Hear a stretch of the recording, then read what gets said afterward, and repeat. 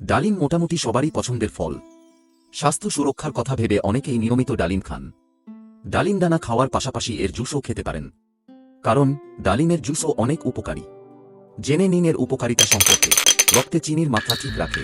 ডালিম রসে ফ্রুক্টোজ থাকলেও এটি অন্য ফলের রসের মতো রক্তে চিনির মাত্রা বাড়ায় না। ডায়াবেটিস রোগীদের ক্ষেত্রে নিয়মিত ডালিম রস খেলে রক্তে চিনির মাত্রা ঠিক থাকে। ক্যান্সারের ঝুঁকি কমায়। শরীর থেকে মুক্ত ক্ষতিকর উপাদান কমিয়ে ক্যান্সারের ঝুঁকি কমাতে সাহায্য করে। ক্যান্সারের ঝুঁকি কমায়। শরীর থেকে মুক্ত ক্ষতিকর উপাদান কমিয়ে ক্যান্সারের ঝুঁকি কমাতে সাহায্য করে। এই মুক্ত উপাদান অন্যান্য রোগ সৃষ্টি করে।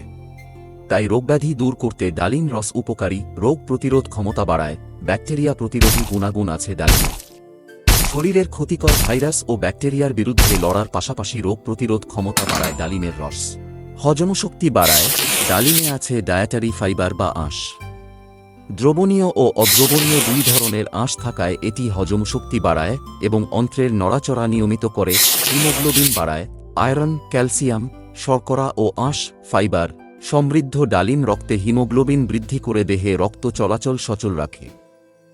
বিশেষজ্ঞদের পরামর্শ হচ্ছে প্রতিদিন মাঝারি আকৃতির একটি ডালিম খাওয়ার চেষ্টা করুন, অথবা 1 গ্লাস ডালিমের রস খান।